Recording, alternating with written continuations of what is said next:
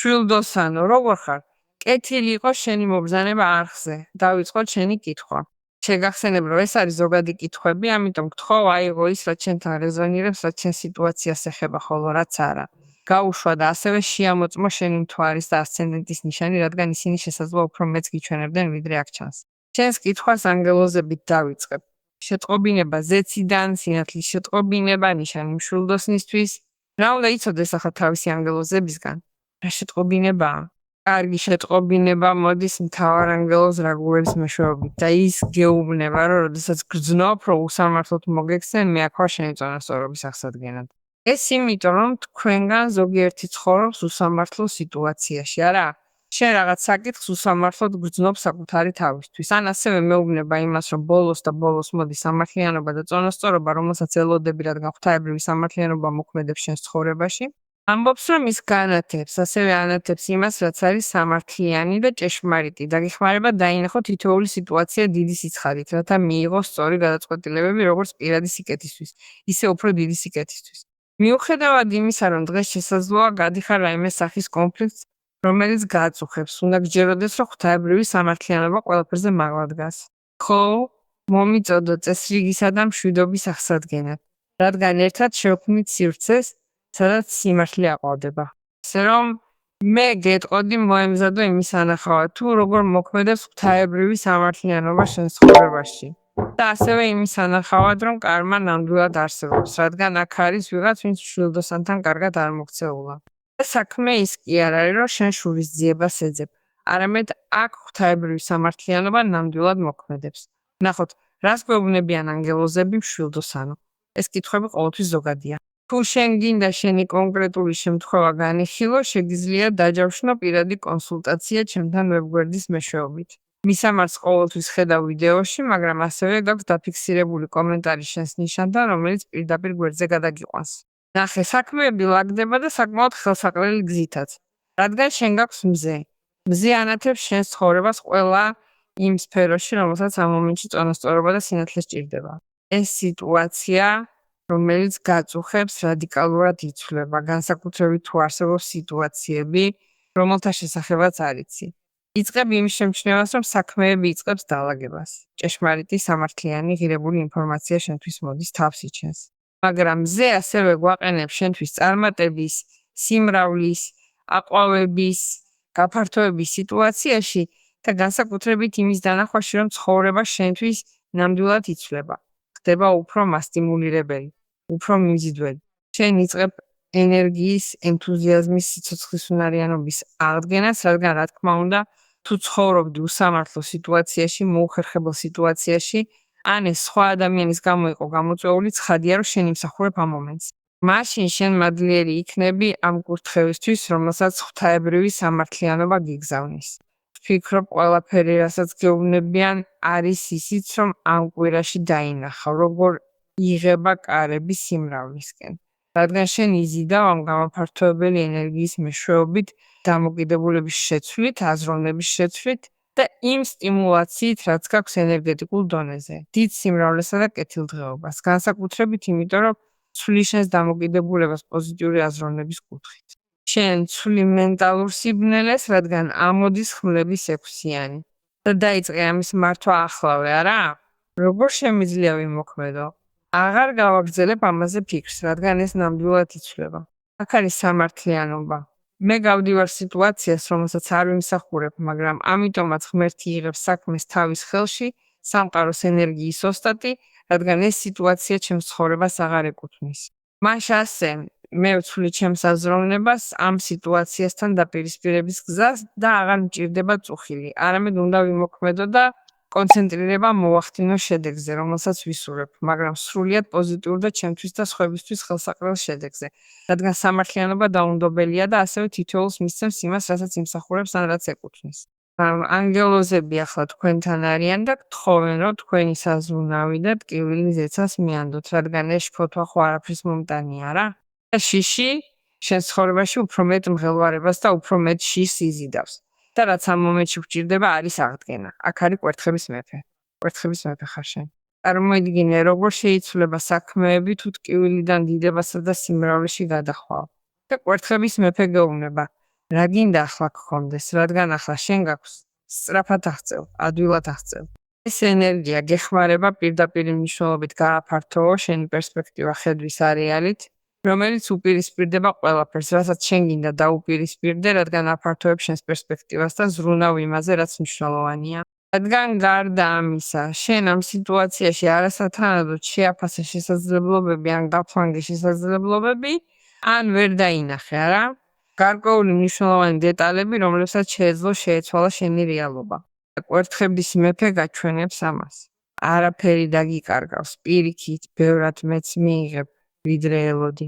მესაუბრება წარმატებაზე ან რაღაცაზე, რაც მიგიყვანს აშკარა წარმატებამდე და ასევე დაინახავ სამართლიანობა სხვა ადამიანის მიმართ, რადგან შესაძლოა ეს სიტუაცია აისახება ან შეეხოს შენს ცხოვრებაში მნიშვნელოვან ადამიანებს.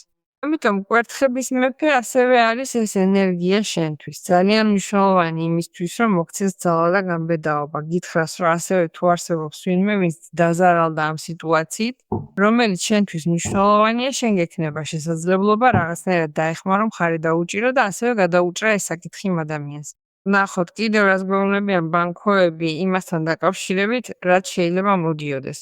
ბევრს მესაუბრება იმის შესახებ, რაც შეიძლება იყოს ასევე მნიშვნელოვანი მიღწევა ეკონომიკურ საკითხში, არა? ან ფულის საკითხში კონკრეტულად, რადგან კვერთხების მეფე არის შესანიშნავი ბანკო, რომელიც გვიწინას წარმეტყველებს ძალიან კარგ ეკონომიკურ მომავალს. ისე რომ, წარმოიდგინე, როგორ მიდიხარ სიტუაციამდე, რომელიც ისე იცვლება, არა? გამოდიხარ რთული სიტუაციიდან და საქმეები ისე იცვლება, რომ შენ ლიდერობ საკითხს. და განსაკუთრებით იფიქრობ ამ სიტუაციას, არა? და მიდიხარ იღბლის ამ ადგილას, რადგან ნამდვილად გაქვს განსხვავებული ხედვა. შენი ენერგია არის ენერგია, რომელიც ძალიან მაღლა დგას ამ მომენტში. გარდა ამისა არის მზის ბანკო. ამიტომ წარმოიდგინე ის მომენტი, რომელსაც გაივლი იმასთან დაკავშირებით, რაც შეიძლება იყოს ისეთი რამის გამოცხადება, რაც ცვლის შენს ეკონომიკურ რეალობას, რაც გაძლევს საშუალებას. დაჯდე ამ ადგილას, არა? შეიძლება იყოს ისიც, რომ არის ადამიანი, რომელიც ყვება და გიჭერს მხარს, რომელიც შენთვის ძალიან მნიშვნელოვანია. და ის ადამიანი ძალიან გავლენიანია და შეუძლია დაგეხმაროს რაღაცის გადაჭრაში თავისი ავტორიტეტიდან ან მნიშვნელობიდან გამომდინარე, რაც ამ ადამიანს შენთვის აქვს. შეიძლება იყოს პროფესიონალი, შეიძლება იყოს ვინმე, ვინც მხარს გიჭერს, შეიძლება იყოს ნათესავი, შეიძლება იყოს მეგობარი, როგორც არ უნდა იყოს. მას მოაქვს ასევე დიდი შესაძლებლობები, არა? მაგრამ რადგან იქ ხარ შენ, ცდილობ გამოხვიდე ამ სიტუაციიდან სამართლიანად და რომ დაგაჯილდონ, ეჭვი არ მეპარება, რომ ეს ხარ შენ, ვინც იმყოფება მომენტში, სადაც იწყებ წარმატების მაღალი შესაძლებლობების ჩახუტებას. განსაკუთრებით ასევე იმიტომ, რომ მაშინაც კი თუ გექნება გამოწვევები, შენ შეძლებ მის გადალახვას, რადგან მზე გიძღვის. ამიტომ დაბრკოლებები, რომლებსაც დღეს ხედავ შენს გზაზე, უბრალოდ ქრება, უფრო სწრაფად იძლევა გადალახვას, ვიდრე ფიქრობდი და შენი ხედვა იმის შესახებ, რისი მიღწევაც გინდა, სულ უფრო და უფრო ახლოს ხარ მასთან. მაშინაც კი შენ დღეს, ვინც მისმენ, ფიქრობ, რომ ეს ძალიან შორს არის და შეუძლებელია. ნახოთ, კიდევ რას გვეუბნებიან ბანკოები, შვილდოსანო. კარგი, თასებისათიანი სამყარო რაშთან ბიჭდავია და თასების რვიანის ბანკო. იცოდე, რომ შორდები იმას, რაც არის ტყუილი, დიახ თუ დიახ. იქ უკვე არის ხმლების ტუზი. შენ ასრულებ რაიმე სახის სიტუაციას ან კავშირს, რომელიც ნამდვილად არ იყო მთლიანად, სულაც არ იყო სასიამოვნო შენთვის. თასებისათიანი არის ურთიერთობების დიდი ჰარმონიის ბანკო, არა? დიდი პირადი ჰარმონიის, ტკბობის, ჭვრეტის, შეთანხმებების, გადაწყვეტილებების, საკითხების, რომლებიც იწყებს განსხვავებულად წარიმართვას ურთიერთობის ადგილიდან. იქნება ეს არსებული კავშირი თუ ახალი კავშირი, არა? ან იქნება შენს პირად კონტექსტში, როგორც არ უნდა იყოს, თასებისათიანი გველაპარაკება ჰარმონიაზე, ზიარებაზე, შენი მხრიდან შეგნებულ არჩევანზე, სადაც გინდა იყო გარკვეულ ადამიანებთან, რომლებიც ნამდვილად ემთხვევიან წინსვლის, კეთილდღეობის და პროგრესის ამ ენერგიას. და შენ, რადგან მონიშნული ხარ კვერთხების მეფით, შესაძლოა ხელმძღვანელობდე იმ ჯგუფს, იმ პროექტს, იმ სამუშაო გუნდს, მაგრამ ასევე შეიძლება იყოს შენი ოჯახი, არა? ათავსებ იქ იმ ენერგიას, მოგაქვს ის გადაწყვეტილება, მოგაქვს ის კორექტირება და განსაკუთრებით აგვარებ გაუგებროვებს კომუნიკაციის დონეზე. მაგრამ რადგან არის სამყარო, არის თასებისათიანი, მე ვფიქრობ, რომ ყველაფერი აზრიანი ასევე მშვილდოსნის უფრო დიდი სურვილისთვის დაუკავშირდეს ვინმეს, ვინც აზრიანს ხდის მის სამყაროს, არა? ამ ადამიანთან ყოფნა შენთვის ავსებს შენ სამყაროს და ხდის შესაძლებლობას ასევე რაღაცის აღნიშვნას. მე არ გამოვიწყავ, რომ აქ იყოს თანაცხოვრების შეთავაზება, უფრო სერიოზული ურთიერთობის შეთავაზება. ან თუ შენ ხარ ურთიერთობაში, ნუ ეს სამყარო და ეს თასებისათიანი გველაპარაკება ამ პრობლემის უფრო დიდ გადაწყვეტაზე, არა? რაც აზრიანია, რომ ყველაფერმა დაიწყოს განსხვავებულად გამოჩენა. წარმოიდგინე, რომ შეიძლება იყოს ისიც, რომ შენ ცხოვრებაში არა? ან შენ სახლში ან შენ სკერაში მივიდეს ძალიან კარგი ამბავი, რომელსაც ელოდები და ესეც ცვლის შენს რეალობას და შენს პირად და ურთიერთობების კონტექსტს. როდესაც ჩდება სამყარო არის იმიტომ, რომ ადამიანი ასრულებს ციკლს და თავს სრულიად რეალიზებულად გრძნობს ამის გამო. და რაც იწყებს ცხოვრებას და იწყებს შეგრძნებას არის ის, რაც ყოველთვის სურდა ეგრძნო და ეცხოვრა. და გრძნობს, რომ მის სამყაროს აბსოლუტურად არაფერი აკრია ან მის ცხოვრებას.